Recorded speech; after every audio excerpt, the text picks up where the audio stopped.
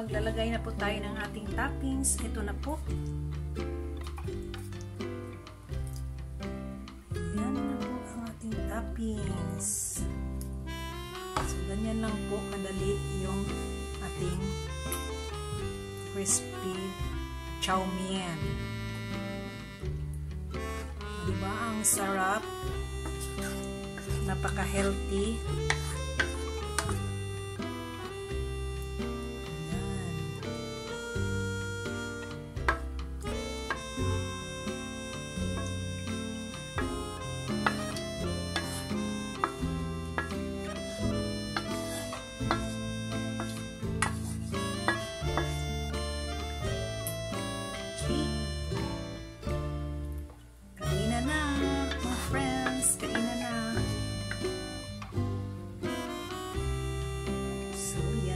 Ang ating crispy na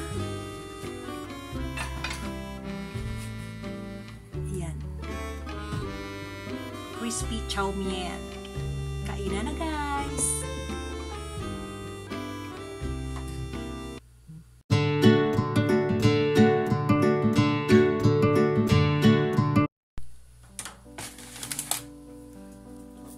Okay, unahin na natin ang ating celery. Celery po muna tayo. Madali lang po ito.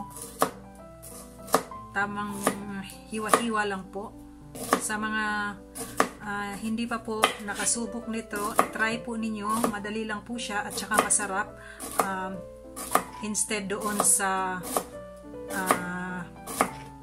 yung palagi nating nakakain na pansit na gisadong pansit gisado at saka yung pansit bihon gisado. Yan. Pero ito siya crispy po, okay? Crispy po ang ating gagawin ngayon. So ito po yung ating celery for now. Okay, so tapos na po ang ating celery. Ang next natin is yung ating young corn.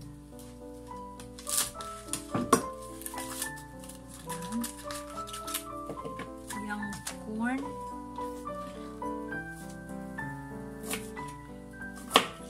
Hindi po, wala po itong kahirap-hirap.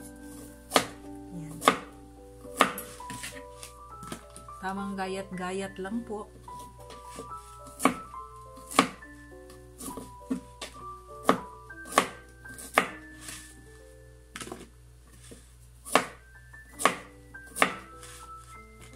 Yan.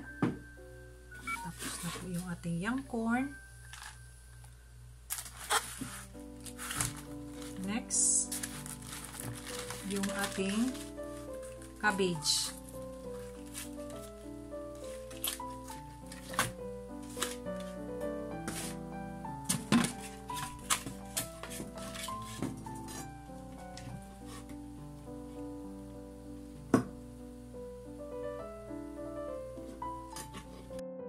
Then, lagyan natin ng salt and pepper to taste. Wow, salt and pepper to taste. Kunti lang po, guys, kasi yung ating ready na po na pang sa kanyang later, yung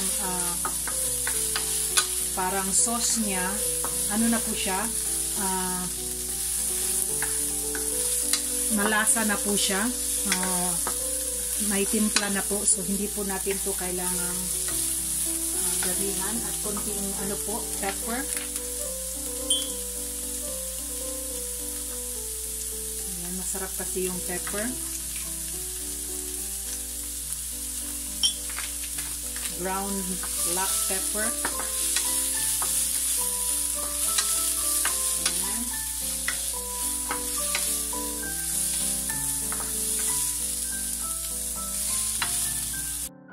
Then, lagyan natin ng salt and pepper to taste. Wow, salt and pepper to taste. Kunti lang po, guys, kasi yung ating ready na po na pang sa kanyang later, yung parang sauce niya, na po siya, malasa na po siya, may timpla na po, so hindi po natin to kailangang damihan. At konting pepper. Ayan, masarap kasi yung pepper. Brown black pepper. Ayan.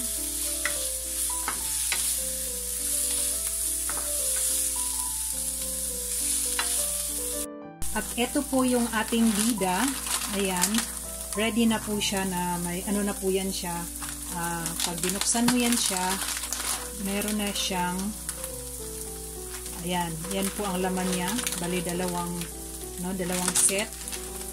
Tapos pag inano mo siya sa likod, meron siyang kasamang ito yung sinasabi ko na sauce na dalawa din. Okay, so yan na po ang gagamitin natin. So yan, ilagay po natin yung ating Chinese cabbage.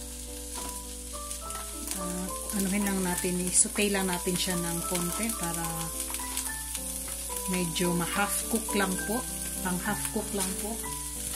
Kailangan po hindi siya overcook.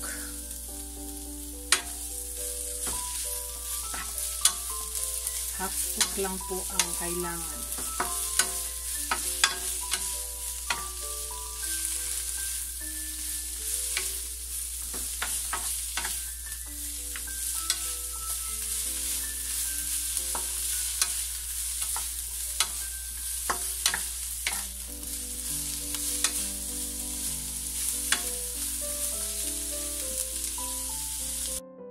Para sa ating sauce guys, kailangan po nating i-dissolve yung ating ating powder na panglasa, yung kasama sa package. Ito siya. So 180 ml po na water in 1 pack.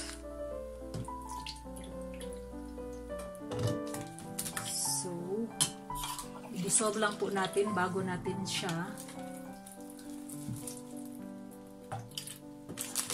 yan. So, 2 pack kasi ito. So,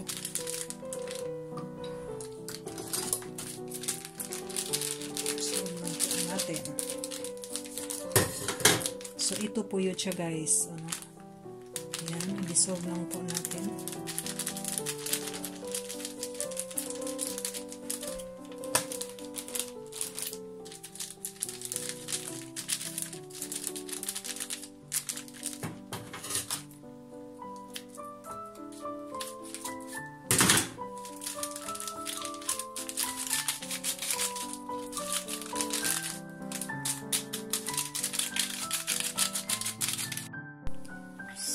Atin lang po siyang tunawin, pero madali lang naman siyang matunaw guys. So ito na po yung pampalasa natin sa ating crispy chow mein. Ayan. So okay guys, so ilagay na po natin ito sa ating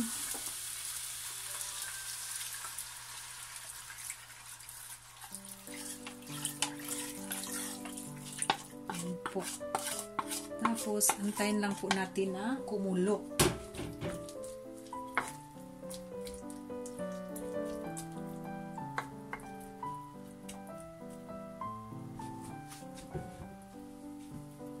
Yan, antayin lang po natin yan siyang kumulo, guys.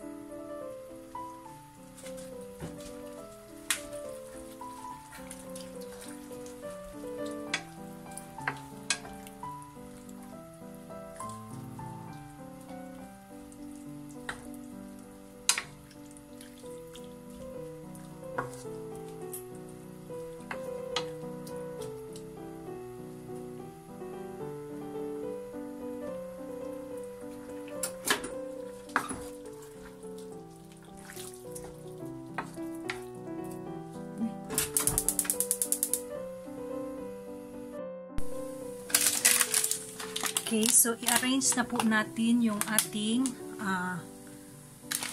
fried na. Ready na po ito siya guys, no? Ready na po siya. Hindi na po kailangang pritukin. So, arrange lang po natin dito kagad. Yan.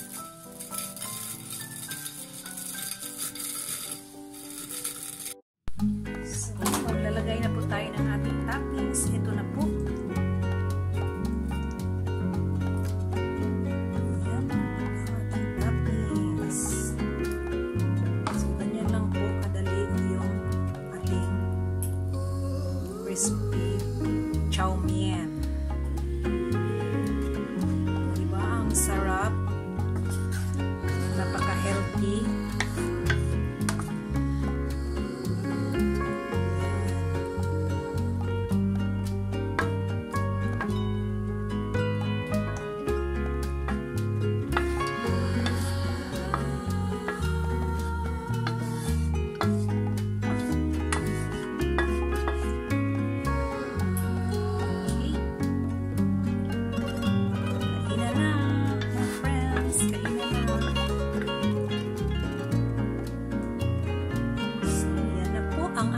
Crispy na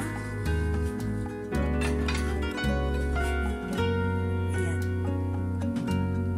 crispy chow mein.